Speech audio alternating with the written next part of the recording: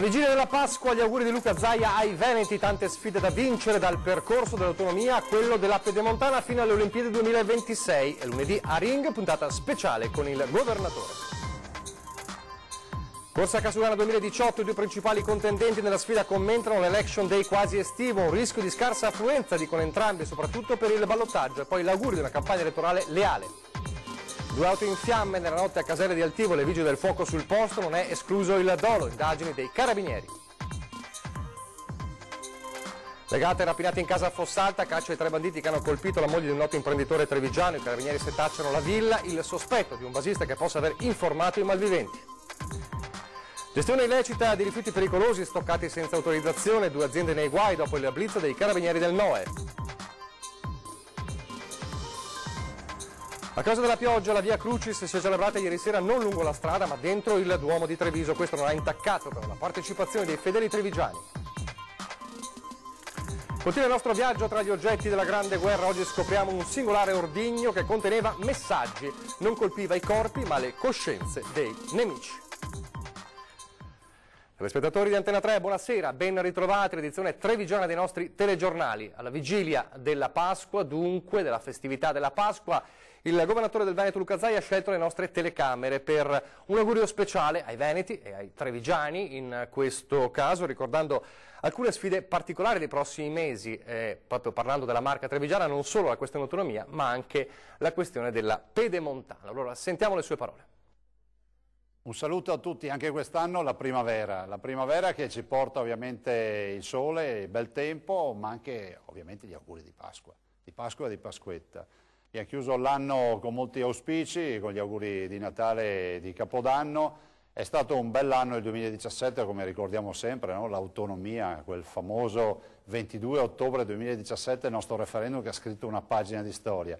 È stato anche l'anno di grandi opportunità, di grandi sfide, però io voglio guardare al futuro, il 2018, quindi in questo augurio pasquale di buona Pasquetta a tutti voglio portare anche i propositi di quello che vogliamo ancora fare. E abbiamo davanti delle sfide, una sfida per tutti è quella dell'autonomia e non ultimo la Pedemontana che io spero possa essere consegnata, ultimata a settembre 2020 come previsto dalle carte. È una sfida nel territorio, sono 94 km e 500 metri, 36 comuni attraversati e 16 caselli. Anche lì ci abbiamo messo impegno e questa sarà la primavera anche di questa partita. Desidero chiudere con veramente un augurio di cuore. Permettetemi di fare questo augurio in maniera prioritaria alle persone che non godono di buona salute in questo momento e a coloro che sono preoccupati per la propria salute. Quindi un augurio di cuore a tutti coloro che oggi non sono proprio alla perfezione al 100% con la salute. E poi a tutti i veneti, a tutte le venete, che sia una Pasqua veramente di salute, di serenità, di pace e che ci faccia guardare al futuro con il sorriso, quel sorriso che i veneti hanno sempre. Quindi auguri veramente di cuore da parte mia, di buona Pasqua e buona Pasquetta. Pedemontana, si diceva, autonomia, ma ci sono anche altre sfide, altri temi come le Olimpiadi 2026, la politica, insomma tanti temi sul piatto che verranno discussi in una puntata speciale a tu per tu proprio con Luca Zaia, protagonista di una puntata speciale di Ring lunedì 2 aprile, lunedì di Pasquetta dalle 21:15. Dicevamo una puntata a tu per tu con Zaia per parlare delle sfide che attendono il Veneto, dai nuovi passi cruciali sull'autonomia al dossier per la candidatura delle Dolomiti, le Olimpiadi 2026, passando ovviamente per la politica nazionale e anche locale e gli altri temi caldi del territorio. Appuntamento dunque lunedì di Pasquetta alle 21:15 con questo Ring speciale in compagnia di Luca Zaia. Luca Zaia che è stato tra coloro che in queste ore hanno commentato la scelta, la decisione da parte del Ministero dell'Interno di ufficializzare il 10 giugno la giornata, l'Election Day per le elezioni amministrative con l'eventuale ballottaggio poi al 24 di giugno. Troppo vicino all'estate secondo molti, con il rischio che ai ballottaggi pochi tornino a votare. Un giudizio sostanzialmente espresso allo stesso modo anche dai due principali contendenti alla corsa a Casugano, ovvero Giovanni Manildo e l'avversario di centrodestra Mario Conte. Sentiamo allora. Presidente Zaia, elezioni amministrative 2018, primo turno il 10 giugno, eventuale ballottaggio il 24, c'è un po' di fermento insomma, nei partiti per questa campagna elettorale in costume da bagno.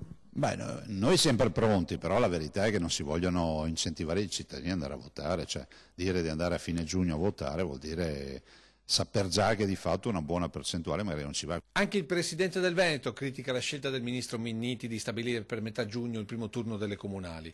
Date che danno qualche preoccupazione anche secondo i più probabili sfidanti per la guida di Treviso. È una data che rischia di favorire il popolo degli astensionisti perché si sposta appunto la data in un periodo estivo che non agevola sicuramente l'afflusso alle urne. Siamo ormai in estate inoltrata, speriamo che il 24 non ci siano tante persone che siano in vacanza e che l'affluenza sia alta. Convinzione al ballottaggio conseguente all'accordo in Lega con Gentilini. In realtà molti cittadini non credono lo spostamento sia un problema. Perché mesi più, mesi meno, abbiamo più tempo per pensarci, tutto sommato. È una cosa evidentemente tecnica e chiaramente dà più tempo per eventualmente pensare e quindi è una buona cosa alla fine.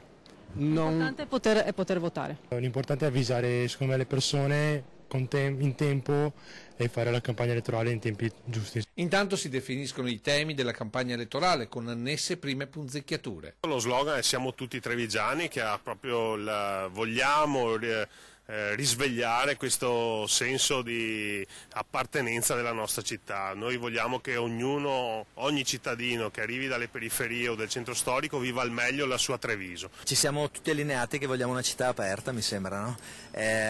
Mi pare già molto bello che anche il candidato della Lega non abbia più slogan di tipo prima i trevigiani, prima i veneti.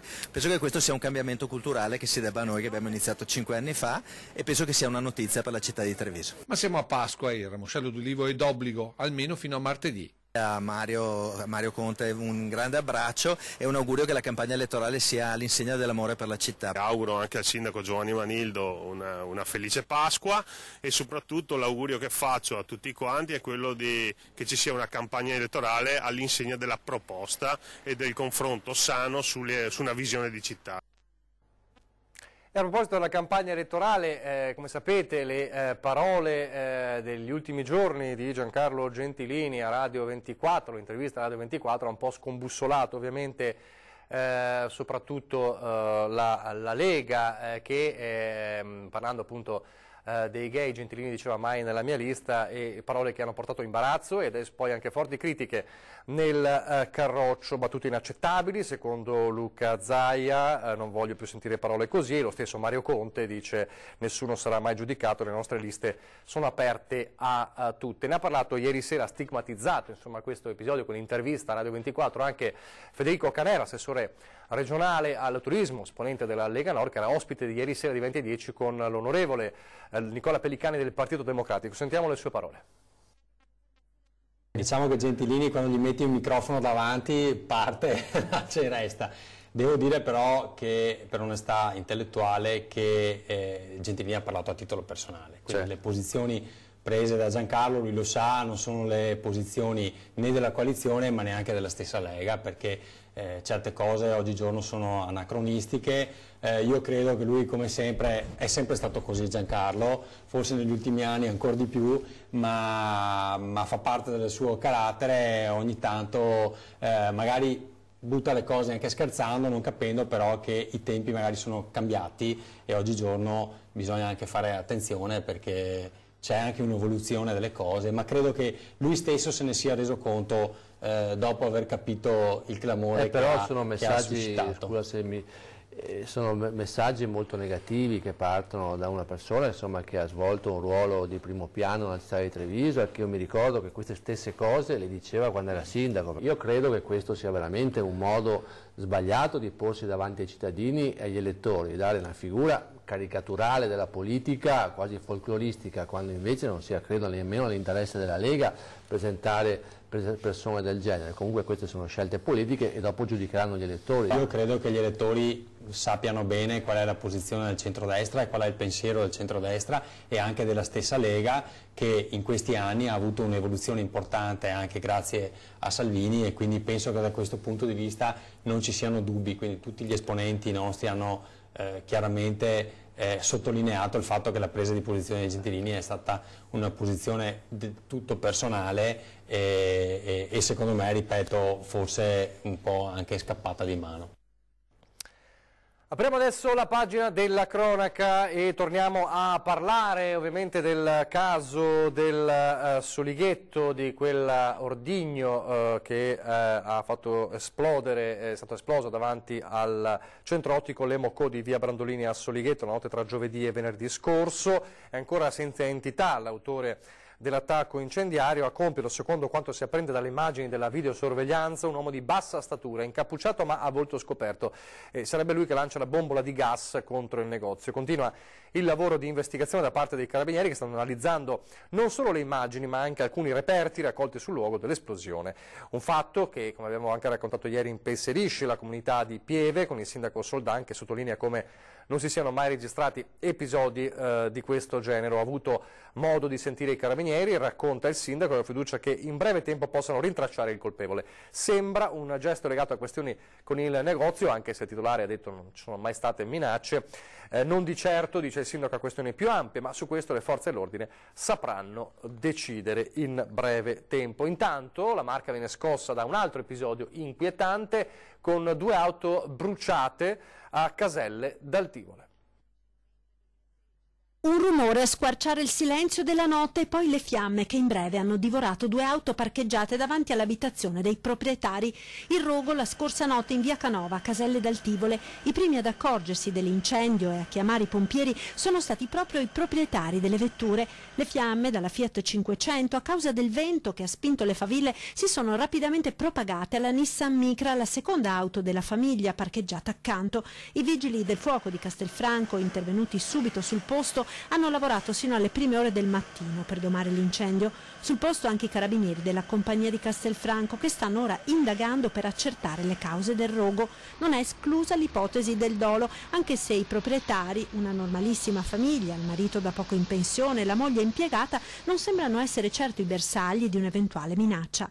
Al vaglio dei militari le testimonianze dei residenti, come le immagini delle telecamere di videosorveglianza. Una è proprio a poca distanza dal parcheggio dove erano in sosta le 2 auto. Adesso un'altra operazione dei carabinieri, stavolta del nucleo operativo ambientale, il cosiddetto NOE, che ha scoperto una gestione illecita dei rifiuti pericolosi da parte di 2 aziende trevigiane, quindi è scattato il blitz e poi la denuncia. Materiale stoccato in aree non preposte, con alto rischio per la sicurezza, o rifiuti anche pericolosi accatastati senza alcuna autorizzazione. Negli ultimi giorni i carabinieri del nucleo operativo ambientale hanno effettuato 2 blitz. Nel Merino altrettante aziende, una a Quinto di Treviso, settore materie plastiche, una a San Fior, specializzate in autotrasporto per conto terzi. Blitz scattati dopo alcune segnalazioni. Nel primo caso a Quinto, numerose irregolarità e assenza di autorizzazioni per lo stoccaggio e una carente divisione di rifiuti autorizzati. Negligenze pericolose, soprattutto in caso di incendio. I roghi negli impianti di gestione rifiuti, infatti, in molti casi hanno evidenziato stoccaggi non conformi. A San Fiori invece i carabinieri del NOE e i colleghi della stazione di Godega Sant'Urbano hanno rinvenuto nelle pertinenze esterne di una ditta una decina di semirimorchi e cassoni contenenti rifiuti di varia natura, potenzialmente anche pericolosi, come numerosi apparecchi elettrici ed elettronici, pneumatici fuori uso, motori di veicoli, parti meccaniche e di carrozzeria. L'intero materiale, del valore di circa 30.000 euro, assieme a una porzione di terreno intrisa di oli minerali, è stato posto sotto sequestro.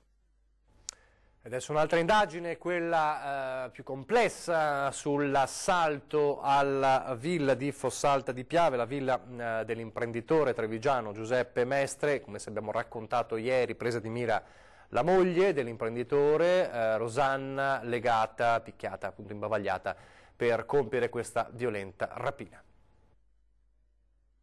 La villa, il giardino, le telecamere della zona, i carabinieri stanno passando al setaccio tutti gli elementi che potrebbero aiutare ad individuare i 3 banditi che mercoledì sera hanno assaltato a Fossalta di Piave la villa dell'imprenditore Giuseppe Mestre, titolare della Sidermac di Rustignè di Oderzo. Erano circa le 20, in casa c'era solo la moglie, Rosanna Benedette, stava preparando la cena in attesa che arrivassero marito e figlio. All'improvviso un rumore. Poi un quarto d'ora di terrore. Ho sentito un rumore strano, ho detto Madonna cosa è successo e me li sono visti davanti. Mi hanno legata con delle fascette, sì, ma molto forte e dopo mi hanno buttata per terra, dopo col coltello mi minacciavano, come no?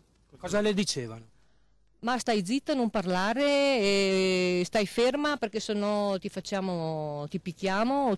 Mentre uno dei rapinatori la teneva sotto controllo minacciandola con un coltello ed intimandole di stare zitta, gli altri hanno rovistato dappertutto. Alla fine hanno rubato un orologio di valore, dei gioielli, poi dopo aver imbavagliato la donna con dello scotch da pacchi sulla bocca sono scappati. Rosanna Benedette è stata liberata quasi mezz'ora dopo, quando è rientrato a casa il figlio. I 3 rapinatori, che ha raccontato la signora, parlavano con accento dell'est, forse albanesi o rumeni, avevano il volto coperto con una calza ed indossavano guanti per non lasciare impronte. Ora è caccia la banda, nel veneziano come nel trevigiano, dove ha sede l'azienda della famiglia e dove potrebbe esserci qualche basista. Ancora la cronaca, ma questo è un caso davvero singolare, perché siamo abituati a sentir parlare di zuffe e di risse tra giovani uomini, di solito magari sotto i fumi dell'alcol. Invece in tribunale a Treviso si è presentata la vicenda di 2 bisnonne protagoniste di una vera e propria rissa. Una storia davvero singolare e quasi incredibile, quella che ha per protagoniste 2 signore ultranovantenni che 6 anni fa, quando entrambe avevano già abbondantemente superato gli 80, se le sono date di santa ragione in un rione di Monfumo, vecchie ruggini all'origine dell'ennesima lite con le 2 bisnonne che dagli insulti sono passate alle mani. Sono volati schiaffi, pugni, fino a quando le 2 anziane sono state divise da alcuni passanti. La vicenda è finita in tribunale con denunce reciproche. Ieri in tribunale a Treviso la mediazione di legali e magistrati sembra aver portato le 2 anziane a più miti consigli. Così alla fine entrambe hanno rinunciato alla causa e la vicenda è stata archiviata. Adesso torniamo a parlare della Pasqua, parliamo delle celebrazioni della Pasqua in vista delle celebrazioni questa sera e di domani. Un passo importante è stato ieri, venerdì santo, ovviamente la Via Crucis, che almeno a Treviso in centro è stata funestata un po' dal maltempo, così la scelta particolare di fare una Via Crucis simbolica all'interno del Duomo. Questo però non ha scoraggiato i tanti fedeli trevigiani che hanno affollato la chiesa.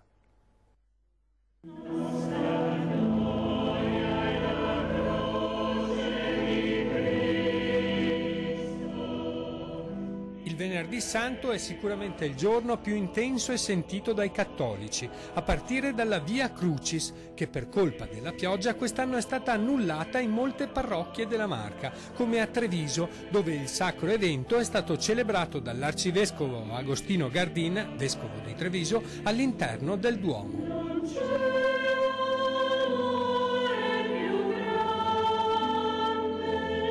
L'altare spoglio, il crocifisso coperto, la croce è al centro di questo giorno e della celebrazione del Venerdì Santo, simbolo di morte e vita, infamia e gloria.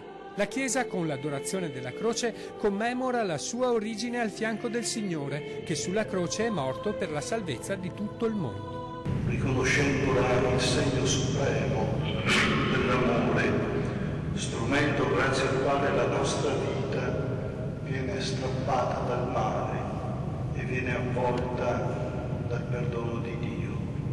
Il vescovo con i sacerdoti, fatta la riverenza all'altare, si sono prostrati in terra per assumere il significato di umiliazione dell'uomo terreno e di partecipazione alla sofferenza di Cristo. Poi i fedeli, uno alla volta, inginocchiati, hanno baciato il crocifisso. La processione si è svolta invece senza intoppi nel quartiere di Fiera, dove Don Angelo Visentin e decine di devoti hanno percorso le tappe della Via Crucis con canti e preghiere. Ma liberaci dal male. E poi la Pasqua, all'occasione di viaggi, di gite fuori porta, Pasqua e Pasquetta, anche se molti trevigiani sembrano voler rimanere a casa e in famiglia, e intanto ci sono i turisti in città in questi giorni e gli albergatori sorridono. We are from North Carolina in the United States. Siamo svizzeri del Ticino. Austria. Veniamo da Bari, sì. Come la trova Treviso? È bellissima. Eccoli qui, cartina e macchina fotografica alla mano. Treviso sfrutta l'onda lunga di Venezia e la città si popola di turisti. Le vacanze pasquali nella Marca fanno registrare un incremento delle presenze in linea con il trend nazionale, più 11%. Secondo i dati di Federalberghi sono prenotate 7 camere su 10 e tira di più il sud della provincia, grazie ai turisti drenati per così dire da Venezia, come questi americani che un giretto per vedere cosa c'è in terraferma se lo fanno proprio a Treviso. Città di cui loro non sanno assolutamente nulla, ma appena insomma, siamo arrivati, si sono guardati in giro e hanno detto wow, che bella. E forse si potrebbe fare di più per incentivare il turismo in questa città. Treviso is beautiful? Yeah, definitely. Voleva conoscere un po' la zona di Venezia e dintorni, quindi siamo anche qui a Treviso. Treviso è una bellissima città, secondo me tranquilla, molto vivace, ben organizzata anche. Treviso che sorride ma non come l'anno scorso, perché la calamita Rodin funziona sì, ma non così tanto come gli impressionisti. Adesso stiamo per andare a visitare il museo. Santa Caterina? Esatto, sì. C'è una bella mostra di Rodin.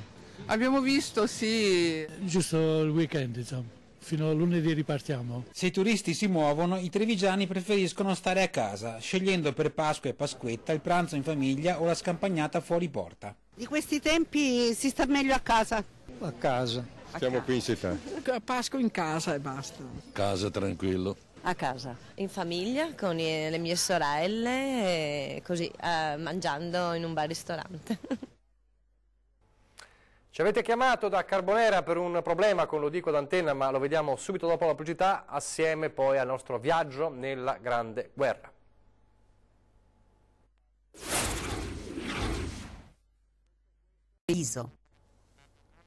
Rieccoci in studio, in diretta al telegiornale di Treviso, dunque siamo alla nostra rubrica Lo Dico ad Antenna. Stasera andiamo a Carbonera, dove i residenti ci hanno chiamato perché lamentano un problema di illuminazione lungo una strada molto trafficata.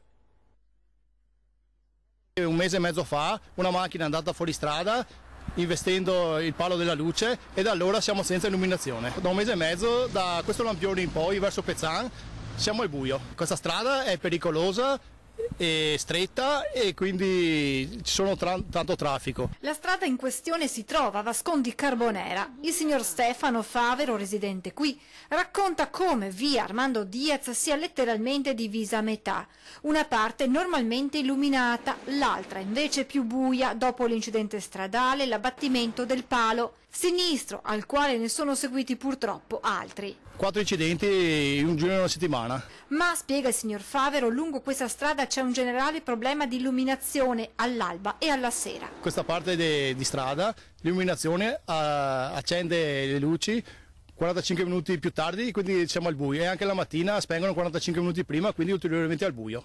L'appello è al comune perché provveda a ripristinare l'illuminazione. Vedendo sul posto i cavi sono disponibili e quindi penso sì che sia un lavoro di poco tempo. I residenti di via Diaz sono pronti a far sentire le loro ragioni. Eventualmente di raccogliere qualche firma, qualcosa che può essere utile. Lo dico ad Antenna, dunque può essere utile non solo la raccolta firma ma anche chiamarci come ha fatto il signor Favero. Allora lo spazio è dedicato come sempre a voi per segnalarci i vostri problemi. Redazione @antenna3.it per scrivere una mail, oppure 0422 023 0898 per lasciare un messaggio in segreteria, oppure sms WhatsApp al 351 175 5340. E adesso, come ogni sabato, non c'è sabato senza il nostro viaggio nella memoria della Grande Guerra, agli oggetti legati alla Grande Guerra. Oggi il racconto si snoda tra il Piave e il Bacchiglione con un singolare ordigno bellico.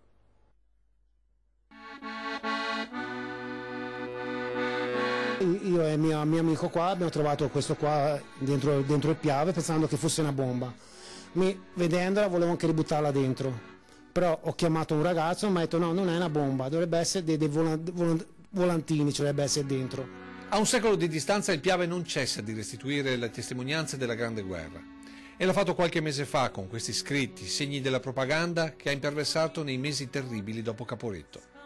Dentro questo ordigno non tritolo, biglie mortali di acciaio, gas letale, ma messaggi che dovevano colpire non il corpo ma la mente. Noi fratelli jugoslavi vi chiedo di non sparare contro i nostri che diventeranno alleati ai nostri amici italiani. L'appello nel volantino che accompagnava questo libricino, dove l'ignoto mittente raccontava della ferocia dell'esercito austro-ungarico come descrive il traduttore. Lui dice chiaramente: il popolo tedesco mi ha fatto soffrire oltre ogni possibile immaginazione. Hanno distrutto tutto, bruciato persone vive, fatto soffrire, torturato. Voglio che voi lo sappiate, che il mondo lo sappiate, e state lontano da quel popolo, e quel popolo deve allontanarsi da voi, non è degno di avervi come un unico grande popolo. Che sia stata in realtà una bomba di propaganda e che i volantini e il libricino siano stati stampati dagli italiani lo conferma il luogo del ritrovamento, ovvero il fronte del Piave, dove i popoli balcanici combattevano inquadrati nell'esercito austro-ungarico. E che tutto risalga in realtà al 1918 lo si deduce dal fatto che prima di Caporetto non c'era alcuna azione di guerra lungo il Piave. E dopo un secolo, nel greto del fiume sacro, ora questo oggetto e il suo contenuto saranno visibili in riva al Bacchiglione, nella sala storica della sede degli Alpini di Albignasego. Il nostro scopo è quello di far capire quanto brutta è stata la prima guerra e le guerre in generale, insomma. È quello che succede su varie guerre che nel mondo per il momento noi non seguiamo se non la televisione, ma quello che abbiamo vissuto qua in Italia è quello che hanno passato anche i civili, testimonia questo libricino, è quello che è stato stampato, insomma. Verso una patria de fioi copai, femmine in scuro potei abbandonai. Siete in tanti, ma continuate a segnalarci gli oggetti della Grande Guerra che trovate, che avete collezionato. I contatti li vedete come sempre in sovraimpressione, un luogo, un oggetto, una storia. Treviso@Antenna3 per mandare una mail, oppure 340-321-8728, ripeto 340-321-8728 per SMS e WhatsApp. È davvero tutto, allora vi lascio alle previsioni del tempo, un saluto e un augurio di buona Pasqua, arrivederci.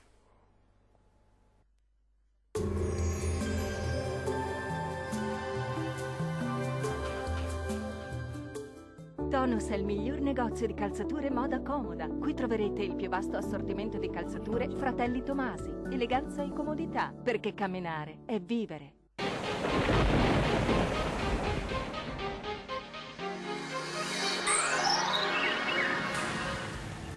Festività pasquale con condizioni più stabili dopo il maltempo dei giorni scorsi. Vediamo insieme il dettaglio di domenica 1 aprile.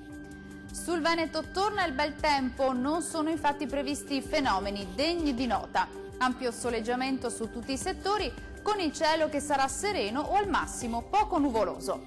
Diamo uno sguardo all'andamento delle temperature. Le minime saranno comprese tra 4 e 8 gradi, valori massimi in aumento oscillanti tra 14 e 18 gradi. Spostiamoci ora a vedere che tempo farà sul Friuli Venezia Giulia. Occasionali piovaschi al mattino, specie sui rilievi, ma migliora presto. Ampio soleggiamento altrove. Temperature minime tra 7 e 8 gradi, valori massimi compresi invece tra 13 e 16 gradi. Condizioni di tempo stabile e soleggiato anche sul Trentino Alto Adige. Bella giornata di sole, cielo poco nuvoloso con qualche innocuo addensamento. Temperature minime tra 6 e 7 gradi, valori massimi compresi tra 15 e 16 gradi. Del meteo è tutto. Buona Pasqua a tutti voi. Arrivederci.